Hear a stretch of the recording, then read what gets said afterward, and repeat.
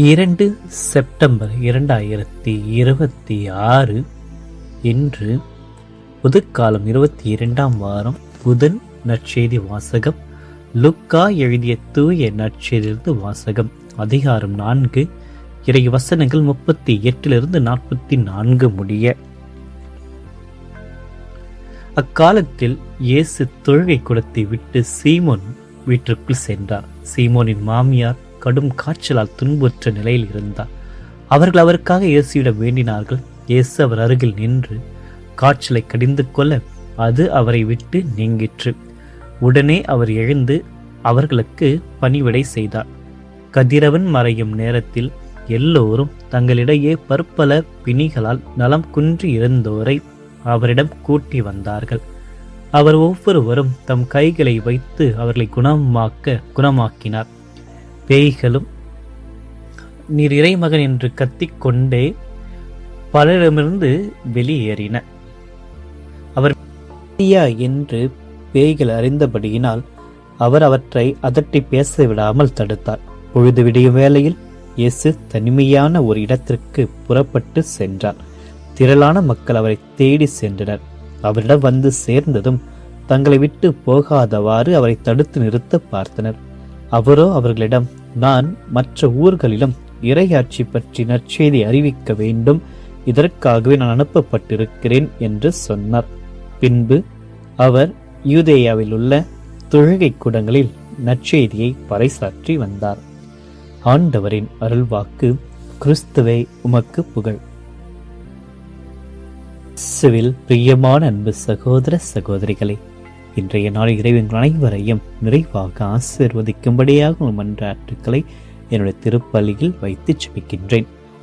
இன்று தூய ரோஸ்கில்டு நகர் வில்லியம் உடைய நினைவு நாளை கொண்டாடுகின்றோம். இங்கிலாந்தில் பிறந்த இவர் குருவாகி இங்கிலாந்து மற்றும் டென்மார்க் நாட்டின் அரசவையில் பணி செய்து வந்தார். பின்னர் டென்மார்க் மக்களுக்கு மத்தியில் நற்செய்தி பணி செய்து அவர்களை ஆண்டு கொண்டு வந்தார். இதற்கு பின் ரோஸ்கில்டு நகரின் ஆயராகி மிக சிறந்த முறையில் ஆண்டவருக்கு சான்று பகர்ந்தார். இன்றைய நற்செய்தி வாசகத்தில் பார்க்கின்ற பொழுது இயேசுனுடைய தொடுதல் குணப்படுத்துவதிலிருந்து பணிவிடை வரை வளர்கிறது என்பதை விவரிக்கின்றார். நம்முடைய வாழ்க்கையில் பல நேரங்களில் ஒரு சிறிய நோய் கூட ஒரு முழு குடும்பத்தின் மகிழ்ச்சியை பாதித்து விடுகிறது. வீட்டில் ஒருவர் நோயுற்றால் அவருடைய வலி அவருக்கு மட்டும் உரியதல்ல, அவரை சுற்றி இருப்பவர்களின் மனதையும் பாதிக்கிறது. அதனால்தான் நோயுற்ற ஒருவரை பார்க்கின்ற பொழுது அவருடைய உடல்நிலை மட்டும் பார்க்காமல் அவருடைய தனிமையையும் பயத்தையும் குடும்பத்தினுடைய கவலையையும் நாம் புரிந்து கொள்ள வேண்டும். இன்றைய நற்செய்தியில் இதுபோன்று ஒரு குடும்பத்திற்குள் இயேசு நுழைகிறார். பேதுருவின் மாமியார் கடுமையான காய்ச்சலால் படுத்திருக்கிறார். வீட்டில் இருந்தவர்கள் அவரை பற்றி இயேசுவிடம் வேண்டுகிறார்கள். இங்கு முதலில் நம்மை கவர்வது அவளுக்காக அவரிடம் வேண்டிக் கொண்டார்கள் என்ற எண்ணம்தான். அவள் தானாக இயேசுவிடம் வரவில்லை, ஆனால் மற்றவர்கள் அவருடைய தேவையை இயேசுவிடம் கொண்டு சென்றார்கள். இதிலிருந்து நாம் ஒரு முக்கியமான பாடத்தை கற்றுக்கொள்ளலாம். நம்மால் இயேசுவிடம் கொண்டு வர முடியாதவர்களை நம்முடைய இறைவனில் வழியாக இயேசுவிடம் கொண்டு செல்லலாம். நமது குடும்பத்தில் ஒருவர் இறைவனிடமிருந்து விலகி இருக்கலாம், ஒருவர் நோயுற்றிருக்கலாம், ஒருவர் மனம் உடைந்து இருக்கலாம், ஒருவர் வாழ்க்கையின் தோல்விகளால் நம்பிக்கையை இழந்திருக்கலாம். அவர்களுக்காக நாம் செய்யக்கூடிய மிக பெரிய காரியங்களில் ஒன்று அவர்களை பற்றி இயேசுவிடம் பேசுவதாகும்.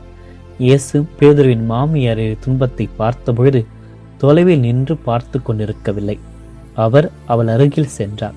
அவளுடைய காய்ச்சலை கடிந்து கொண்டு அவளை குணப்படுத்தினார். இது இயேசுவின் இதயத்தை நமக்கு வெளிப்படுத்துகிறது. இயேசு மனிதனுடைய துன்பத்தை பார்த்துவிட்டு கடந்து செல்பவர் அல்ல, துன்பப்படுகிற மனிதனின் அருகில் செல்பவர். இன்றைய உலகில் இதுவே நமக்கு மிகவும் தேவை. நாம் தகவல்களால் நிறைந்த உலகில் வாழ்கிறோம், ஆனால் சில நேரங்களில் அன்பின் இழைகளாக இருக்கிறோம். ஒருவருடைய பிரச்சனையை பற்றி நாம் அறிந்திருக்கலாம், ஆனால் அவருடைய வேதனையின் அருகில் செல்லாமல் இருக்கலாம். ஒருவருடைய கண்ணீரை பார்க்கலாம், ஆனால் அவருக்காக நேரம் செலவிடாமல் இருக்கலாம். இயேசு நமக்கு கற்றுக் கொடுப்பது அன்பு என்பது தொலைவில் இருந்து அனுதாபப்படுவது மட்டுமல்லாமல் துன்பப்படுவோரின் அருகில் செல்வது. பேதுருவின் மாமியார் குணமடைந்ததும் அவள் என்ன செய்கிறாள்? உடனே எழுந்து அவர்களுக்கு பணிவிடை செய்கிறார். இந்த ஒரு வாக்கியத்தில் மிக ஆழமான ஆன்மீக உண்மை இருக்கிறது. இயேசு அவளை குணப்படுத்தியது அவள் மீண்டும் பழைய வாழ்க்கைக்கு திரும்புவதற்காக மட்டுமல்லாமல் அவள் பெற்ற குணப்படுத்துதலை அன்பான பணிவிடையாக மாற்றுவதற்கு. இது நம்முடைய வாழ்க்கைக்கும் பொருந்துகிறது. இறைவன் நமக்கு கொடுக்கும் அருள்கள் நம்மிடமே முடிந்துவிடக் கூடாது. இறைவன் நமக்கு ஆறுதல் கொடுத்திருந்தால் நாம் மற்றவர்களுக்கு ஆறுதலாக மாற வேண்டும். அவர் நம்மை மன்னித்திருந்தால் நாம் மற்றவர்களை மன்னிக்க வேண்டும். அவர் நம்மை தாங்கி இருந்தால் நாம் துன்பப்படுபவர்களை தாங்க வேண்டும். அவர் நமக்கு நம்பிக்கை கொடுத்திருந்தால் நம்பிக்கை இழந்தவர்களுக்கு நம்பிக்கையாக இருக்க வேண்டும். இறைவனுடைய அருள் நம்மை சேவைக்கு தயார்படுத்த வேண்டும். இந்த நிகழ்ச்சிக்கு பிறகு சூரியன் மறைந்த பொழுது மக்கள் தாங்கள் நோயுற்றவர்களையும் பல்வேறு துன்பங்கள் இருந்தவர்களையும் இயேசுவிடம் கொண்டு வருவதை நாம் வாசிக்க கேட்டோம். இயேசு ஒவ்வொருவரையும் கவனிக்கின்றார், நோயுற்றவர்களை குணப்படுத்துகின்றார், தீய ஆவிகளால் துன்பப்பட்டவர்களை விடுதலை செய்கிறார். இங்கு அவருடைய பணியினுடைய முழுமையை நாம் பார்க்கிறோம். முழு மனிதனையும் மீட்டெடுக்க வந்தவர் தான் நம் ஆண்டவர். உடலிலும் உள்ளத்திலும் ஆன்மாவிலும் மனிதனுடைய வாழ்க்கையை சீர்படுத்தி அவர்கள் மீண்டும் வாழ ஆண்டவருடைய விருப்பமாக இருக்கிறது. இன்று நாம் பலவிதமான அடிமைத்தனங்களில் வாழ்கிறோம். கோபம், பொறாமை, வெறுப்பு, பழிவாங்கும் எண்ணம், பணத்தாசை, புகழாசை, பயம், கடந்த கால காயங்கள், மன்னிக்க முடியாத மனநிலை எல்லாமே நம்முடைய உள்ளத்தை பிணைத்து விடுகின்றது. வெளியில் நாம் சுதந்திரமாக மகிழ்ச்சியாக தோன்றலாம், ஆனால் உள்ளுக்குள் ஏதோ ஒன்று நாம் அடிமையாகத்தான் இருக்கின்றோம். ஆக இன்று ஆண்டவருடைய நோய்களை மட்டும் குணப்படுத்தாமல் நம்முடைய உள்ளத்துடைய காயங்களையும் குணப்படுத்துகிறார். நம்மை கட்டி போடுகின்ற அனைத்திலும் விடுதலை செய்ய தயாராக இருக்கின்றார். மக்கள் இயேசுவை தேடி வந்தார்கள். எல்லோரும் அவரை தங்களோடு வைத்துக்கொள்ள விரும்பினார்கள். ஆனால் ஆண்டவர் இயேசு மற்றொரு இடத்திற்கும் செல்ல வேண்டும் என்று அங்கிருந்து செல்கிறார். இயேசுடைய வாழ்க்கை இரண்டு வாழ்க்கையை நமக்கு அறிவிக்கின்றது. ஒன்று, அவருடைய இறை வேண்டுதல், தொடர்ந்து செய்வார். அவருடைய இறைப்பணி தொடர்ந்து செய்வார். மக்களுக்கு ஓய்வின்றி பணியாற்றுகிறார். நோயற்றவர்களை குணப்படுத்துகின்ற அதே நேரத்தில் தன்மையான ஒரு இடத்திற்கு சென்று தந்தையோடு உறவு கொள்கிறார். இறைவேண்டிலிருந்து பணி பிறக்க வேண்டும். பணியிலிருந்து மீண்டும் இறைவேண்டலுக்கு நாம் திரும்ப வேண்டும். நான் இறைவனுக்காக எவ்வளவு செய்கிறேன், இணையோடு இருக்க எவ்வளவு நேரம் செலவிடுகிறேன் என்று வெறும் கேள்வியை மட்டும் கேட்காமல் மக்களிடையே நாம் இருக்க வேண்டும். ஆனால் இறைவனோடும் தனிமையிலும் இருக்க வேண்டும். பிறருக்கு சேவை செய்ய வேண்டும். அந்த சேவையினுடைய வலிமையை இறைவனிடமிருந்து நாம் பெற்றுக்கொள்ள வேண்டும். ஆக இந்த நற்செய்தி வழியாக இன்று நாம் நமக்கு அருகில் துன்பப்படுகிறவரை கவனிக்க உதவ முடியாத ஒருவருக்காக இறைவேண்டல் செய்ய, நாம் பெற்ற இறை அருளை பிறருக்காக சேவையாக மாற்றிட, நம்மை கட்டி போடுகின்ற உள்ளார்ந்த காயங்களையும் பழக்கங்களை இயேசுவிடம் ஒப்படைக்க ஒவ்வொரு நாளும் தனிமையில் ஆண்டவரிடத்தில் செலவிட முயற்சி செய்ய வேண்டும். ஆண்டவர் இயேசுவிடமிருந்து அருளை பெறுவோம், அவரிடமிருந்து வலிமையை பெறுவோம், பிறருக்காக வாழ்வோம். அதுவே நம்ம வாழ்க்கை ஒரு நற்செய்தியாக மாறும்.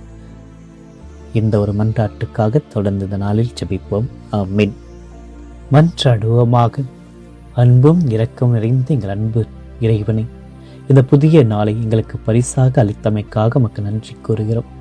இன்றைய நற்செய்தியில் பேதருடைய மாமியாருடைய அருகில் சென்று அவருடைய காய்ச்சலை குணப்படுத்திய ஆண்டவர் இயேசு இன்று எங்கள் அருகிலும் வந்து அருள ஜெபிக்கின்றோம். எங்களுடைய உடலின் நோய்களையும் உள்ளத்தின் காயங்களையும் மனதில் கவலைகளையும் வாழ்க்கையுடைய சுமைகளையும் உமது கருணையினால் தொட்டு குணப்படுத்தும். ஆண்டவரை, எங்களால் இயேசுவிடம் கொண்டு வர முடியாதவர்கள் இன்று எங்களுடைய இறை வேண்டலில் உம்மிடம் கொண்டு வருகிறோம். எங்கள் குடும்பத்தினர், நண்பர்கள், உறவினர்கள், தனிமையில் இருப்பவர்கள், நம்பிக்கை இழந்து தவிப்பவர்கள் அனைவரையும் இன்று எங்களிடத்தில் ஜெபிக்க சொல்லியிருக்கின்ற ஒவ்வொரு பிள்ளைகளையும் உமது இரக்கமுள்ள கரங்களில் ஒப்படைக்கிறோம். இயேசுவே, நோயினாலும் உடலாலும் உள்ளத்தாலும் துன்பப்படுகின்ற அனைவரையும் நினைத்தருளும். மருத்துவமனைகளில் சிகிச்சை பெறுவர்களையும், வீடுகளில் படுக்கையில் இருக்கின்ற நோயாளிகளையும், நீண்ட கால நோய்களால் அவதிப்படுபவர்களையும், வயது முதிர்வால் பலவீனம் அடைந்தவர்களையும், தனிமையில் நோய் சுமப்பவர்களையும் உமது தெய்வீக அன்பினால் தேற்றலும். அவருடைய உடலை தொட்டு குணப்படுத்தும். அவருடைய மனதிலிருந்து பயத்தை அகற்றும். அவருடைய இதயத்திலிருந்து கவலைகளை நீக்கும். அவருடைய ஆன்மாவிற்கு அமைதியை தாரும். சிகிச்சை அளிக்கின்ற மருத்துவர்கள், செவிலியர்கள் மற்றும் பராமரிப்பாளர்களுக்கு ஞானத்தையும் பொறுமையையும் அருளையும், அவர்களுடைய நோயாளிகளை அன்போடும் கருணையோடும் கவனித்துக் கொள்கின்ற ஆசீர்வாதத்தை அவர்களுக்கு தந்தரலாம். குணமடைய முடியாத நிலையில் இருப்பவர்களுக்கும் அது ஆறுதலையும் வலிமையும் அளித்தரலாம். துன்ப நேரத்தில் நான் உன்னோடு இருக்கிறேன் என்ற ஒரு பிரசன்னம் அவர்கள் உணர செய்தரலாம். ஆண்டவரை, இந்த புதிய நாளை உமது கரங்களில் ஒப்படைக்கிறோம். இன்று எங்கள் எண்ணங்களில் தூய்மையும், எங்கள் வார்த்தைகளில் அன்பையும், எங்களுடைய செயல்கள் கருணையையும், எங்களுடைய இதயத்தில் அமைதியையும் தாரும். எங்களை சந்திக்கும் ஒவ்வொருடமிலும் உமது முகத்தை காணுகின்ற பாக்கியத்தை எங்களுக்கு தாரும். துன்பப்படுவரை ஒருவரை கண்டால் அவரை கடந்து செல்லாமல் அவர் அருகில் செல்லும் இதயத்தை எங்களுக்கு தாரும். உதவி தேவைப்படுவருக்கு ஒருவருக்கு உதவுகின்ற கரங்களையும், ஆறுதல் தேவைப்படுகிற ஒருவருக்கு ஆறுதலான வார்த்தைகளையும், நம்பிக்கை இழந்த ஒருவருக்கு நம்பிக்கையை வழங்குகின்ற ஒரு அருளை தாரும். பேதருடைய மாமியார் குணமடைந்தவுடன் மற்றவருக்கு பணிவுரை செய்தது போல நாங்களும் இன்று பெற்ற இறை அருளை பிறருக்கான சேவையாக மாற்றீர்கள் எங்களுக்கு உதவியாக வாரும். எங்களுடைய வேலைகள் நடுவிலும் வந்து மறந்து விடாதபடி எங்களை காத்தரும். ஒவ்வொரு நாளும் சிறிது நேரமாவது உம்மோடு தனிமையில் இருக்க செய்தலும். எங்கள் பணிகளுக்கு வலிமையையும், எங்களுடைய இறை வேண்டலுக்கு ஆழத்தையும் தாரும். இன்று எங்களுடைய குடும்பங்களை ஆசீர்வதியும், எங்களுடைய பயணங்களை ஆசீர்வதியும், எங்கள் பணிகளை ஆசீர்வதியும். எங்கள் உறவுகளில் அன்பையும் மன்னிப்பையும் வளர்த்தல். இந்த நாள் முழுவதும் உமது அருள் எங்களோடு இருக்கட்டும். நாங்கள் செல்லும் இடமெல்லாம் உமது அமைதி எங்களோடு செல்லட்டும்.